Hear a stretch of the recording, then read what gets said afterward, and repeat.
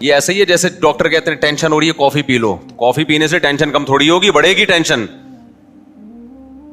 وقتی طور پہ کم ہو جائے گی, اس کے بعد 2 کافی پہ آئے گا 24 گھنٹے میں, پھر 3 کافی. پھر ہم نے ایسے بھی دیکھے ہیں ہر وقت ایسے لگتا ہے جیسے توے پہ بیٹھا ہوا ہے, اور ہر وقت چائے اور کافی کا کپ اس کے ہاتھ میں ہوتا ہے. 2 منٹ نہ ملے تو دماغ خراب ہونا شروع ہوتا ہے. نہیں یاری میرا خیال ہے بات سمجھ میں. تو یہ کیفین ہو گئی, نکوٹین ہو گئی, گٹکے ہو گئے آپ کے, اور چرس ہو گئی, صحیح ہے نا. یہ سب ایک ہی فیملی کی چیزیں ہیں. کہاں کسی میں کم نقصان ہے, کسی میں زیادہ. تو کبھی بھی ڈاکٹروں کے مشورے پر, آپ کو اللہ کا واسطہ دے رہا ہوں, ان چیزوں کو اپنی لائف کا حصہ مت بناؤ. یہ ٹینشن ختم کرنے کے لیے نہیں ہے, یہ ٹینشن بڑھانے کے لیے. اور اگر کرنا ہے تو صحت کا لیبل نہ لگاؤ. ہم بھی چائے پی لیتے ہیں, دن میں 2 ٹائم پی لیتے ہیں, لیکن کوئی صحت کا لیبل نہیں لگاتے کہ بہت اچھا کام کر رہے ہیں, اس سے ٹینشن ختم ہو رہی ہے. بھائی پی اس لیے رہے ہیں کہ اس کے پینے کی وجہ سے ٹینشن ہوتی ہے, پھر وہ ختم کرنے کے لیے پینی ہے. اگر عادت چھوٹ جائے تو پھر نہ ملنے سے کوئی ٹینشن بولو نہیں ہوگی. موسیٰ علیہ السلام اور خضر علیہ السلام کا واقعہ دیکھ لو نا.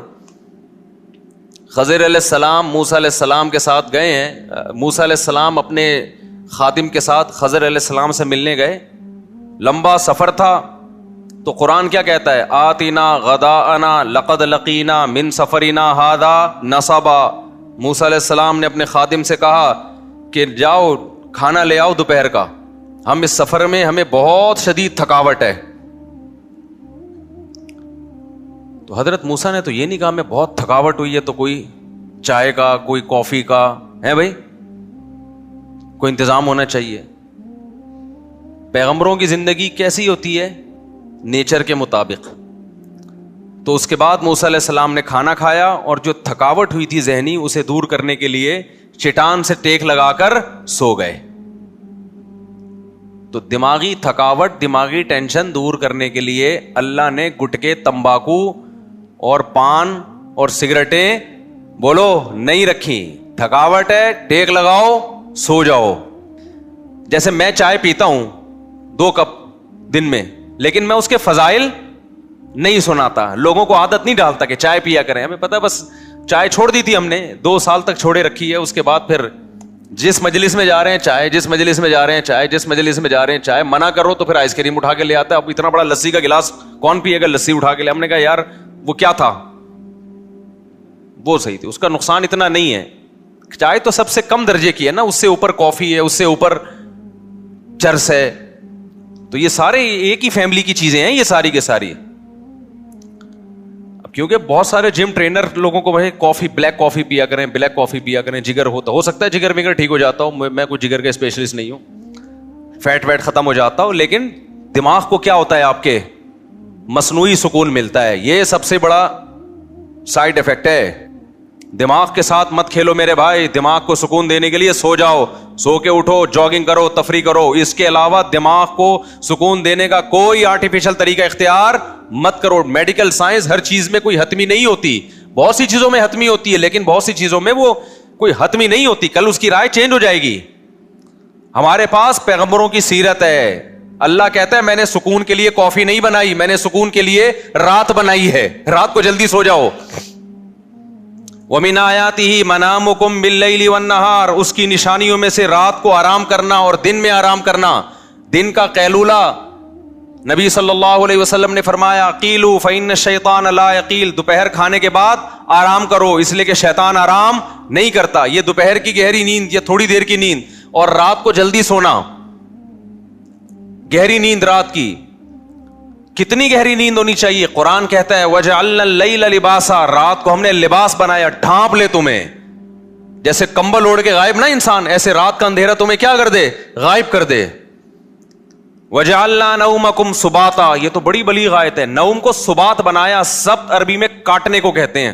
کیا زبردست آیت ہے دیکھو. اس میں میڈیکل سائنس کا بھی بڑا خاندانی اصول بیان ہو رہا ہے کہ نیند کیسی ہونی چاہیے. کافی پی کے نیند اچھی نہیں آئے گی, نیند کا کیا ہوگا بولو, بیڑا غرق ہوگا. 6 کپ پی رہے ہیں جگر کی مضبوطی کے لیے. ہمارے گھر والوں کو کسی نے بول دیا کہ وہ, میں نے کہا وہ اللہ کا واسطہ, جس دن نہیں ملی کافی میری شامت آئے گی اس دن. یہی ہوگا نا, جس کو کافی پینے کی عادت ہو جائے, اس کو کافی نہیں ملے, اس کو کچھ نہیں ہوتا. اس کے ساتھ رہنے والے کا بیڑا کیونکہ دماغی کام نہیں کر رہا ہوتا اس کو ٹینشن ہوگی. میں نے کہا ہمیں تو عادت نہیں ہے, تو میں نے منع کیا, میں نے کہا نہیں بھی کافی نہیں, ڈاکٹر سے بولو کچھ اور بتائے. تو اللہ میاں نے کیا کہا ہے, وَجَعَلْنَا نَوْمَكُمْ سُبَاتًا. میں مانتا ہوں کچھ فائدے ہوتے ہوں گے, میں کوئی ڈاکٹر تھوڑی ہوں, لیکن ہم کامن سینس کی باتیں جانتے ہیں, ٹھیک ہے نا.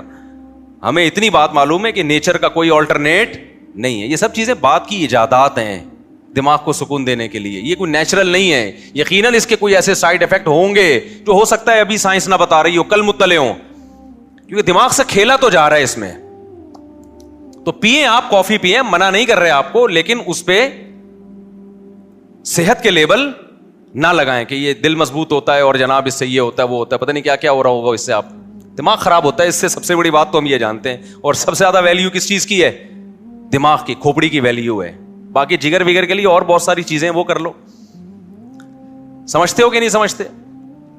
تو پیئیں آپ, حلال ہے, ہم کوئی حرام ہونے کا فتویٰ نہیں دے رہے, لیکن اس پہ دیکھو اور بھی تو بہت سے الٹے کام ہم کر رہے ہیں نا. صبح پراٹھے پھوڑنا, کوئی صحت اچھی ہوتی ہے اس سے؟ کیا خیال ہے, کوئی اچھی ہوتی ہے صحت؟ پھوڑ رہے ہیں ہم, لیکن اس پہ صحت کا لیبل نہیں لگا رہے. ہم برگر کھا رہے ہیں, پیزے کھا رہے ہیں, کوئی صحت اچھی ہوتی ہے اس سے؟